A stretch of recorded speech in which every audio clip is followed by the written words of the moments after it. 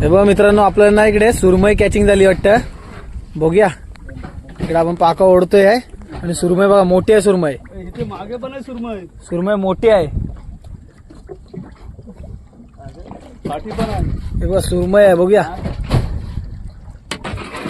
ए सूत पकड रे. ते तिकडून पाठी पण आहे. इथे सुरमई कॅचिंग झाली आहे. बघूया आता किती मोठी आहे का बारकी आहे ते समजेल आपल्याला. अरे इकडे बघा, इकडे आतमध्ये दिसते आपल्याला सुरमई आहे.